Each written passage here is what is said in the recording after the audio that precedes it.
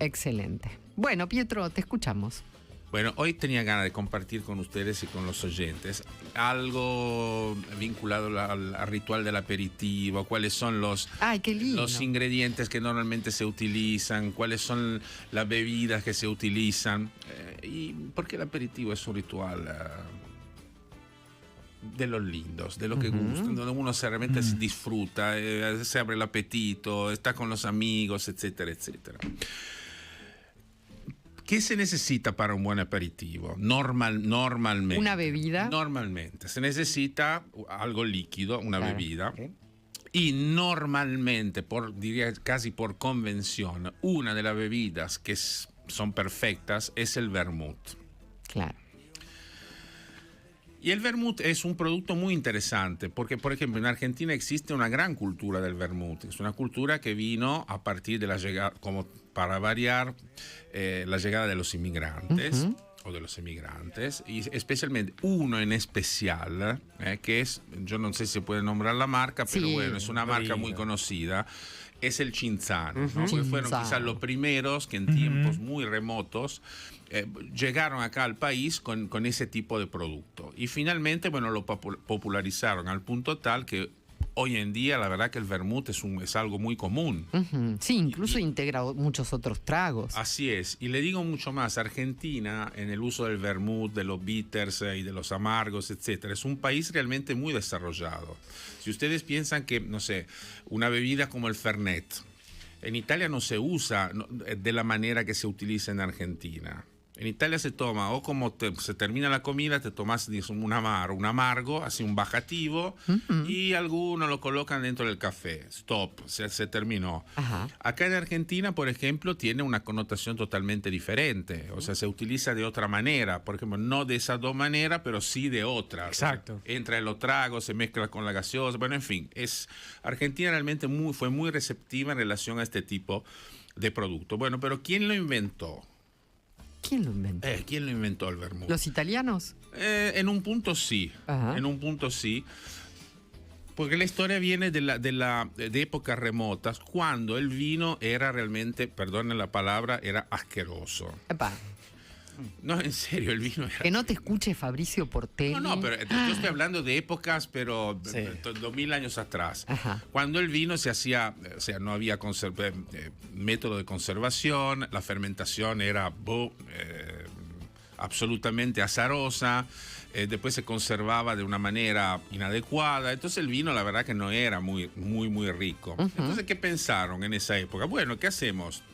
Bueno, para darle, no sé si ustedes visitaron Grecia en alguna circunstancia. Sí. Grecia tiene un vino, ahora se van a enojar los griegos. No. Grecia tiene un vino que se llama Retsina.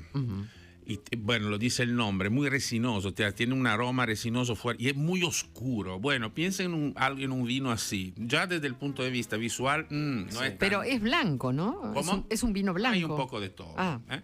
Entonces, ¿qué hacían los antiguos? Agregaban agua y agregaban hierbas. ¿Para qué? Para que ese vino sea más tomable. Exactamente, para que fuera más tomable, más amable, más agradable. Y además ellos le daban una connotación más digestiva, o sea que tenía algún beneficio más allá del placer de tomarlo. Bueno, esa idea quedó en la historia, pero como pasa muy seguido, hubo periodos en donde la idea estaba muy fuerte, otro periodo donde la idea empezó a desaparecer, y bueno, fue así, se alternaron esos periodos hasta llegar al año 1796, cuando un señor que se llamaba Antonio Benedetto Carpano o Carpano, depende como uno lo quiere pronunciar, en la ciudad de Turín, en una zona que es muy famosa por el vino, decide de tomar esa idea y de transformarla en un vermut. La palabra vermut es de derivación alemana. Ajá. Y él toma esa palabra y bautiza ese producto que él finalmente genera, o sea, vino, en ese caso vino blanco, porque el vermut tiene una base de vino blanco, tinto o rosado. Claro. 75% tiene que ser. ¿De vino? Del 75% de vino. Si no, no es vermut desde el punto de vista legal y de las normas. Mira. Y bueno, y empieza a hacer eso.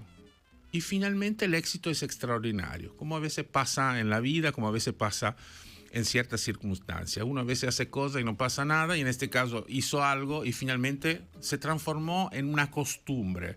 Empezó a aparecer en los cafés. En esa época el gota de la sociedad, la aristocracia iba al café, los intelectuales. Y bueno, y al lado del café apareció este vermut, que obviamente no tenía la connotación de ahora. Claro.